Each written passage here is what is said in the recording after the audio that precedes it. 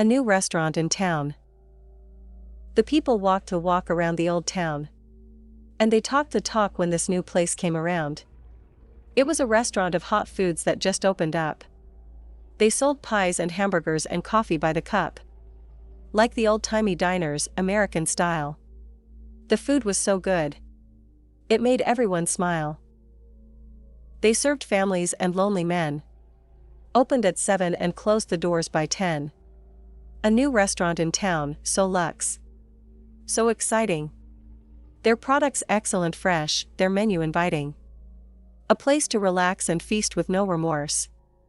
The perfect place for people that could eat a whole horse. It was cheap too. And amazingly good. They had excellent service and exquisite food. The people would eat there during night and day. And they even got visitors from 2 towns away. Delicious hamburgers. Nice and fresh. But they didn't know the secret ingredient. Was human flesh.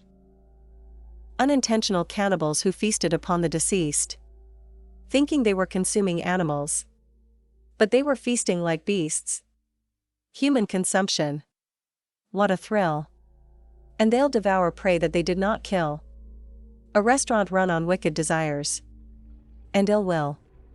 Yet still, visitors came to feast on human chunks. Straight from the grill. A playful girl. Mom, there's a girl in the mirror. The little boy said.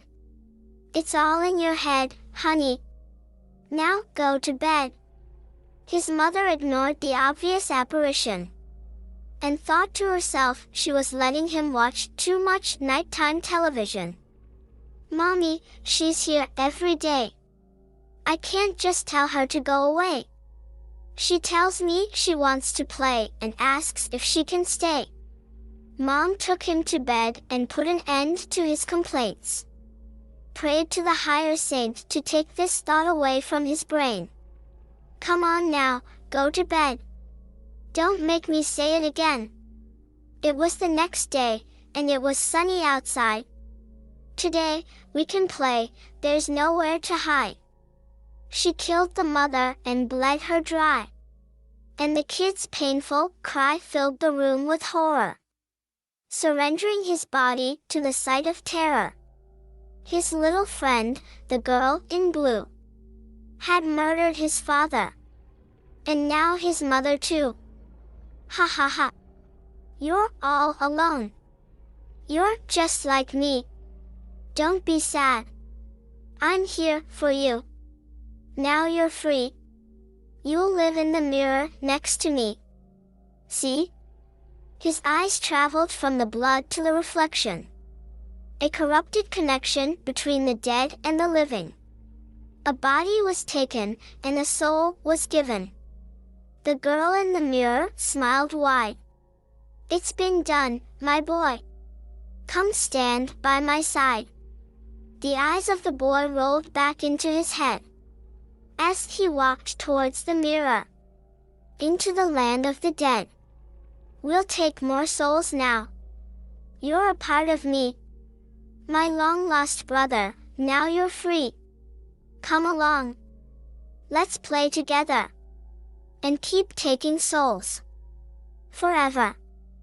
Maiden.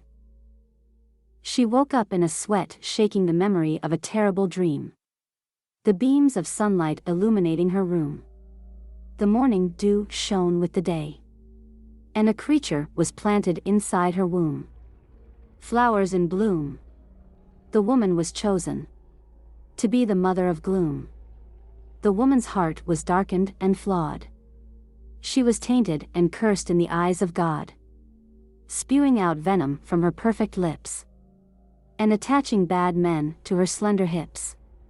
She had the world at her fingertips. And everyone surrendered to the crack of her whip. But that night of terror, the woman was the victim. She was suffering the consequences of the touch of him. She crawled into bed thinking about death. Sweat dripping from her forehead as she ran out of breath.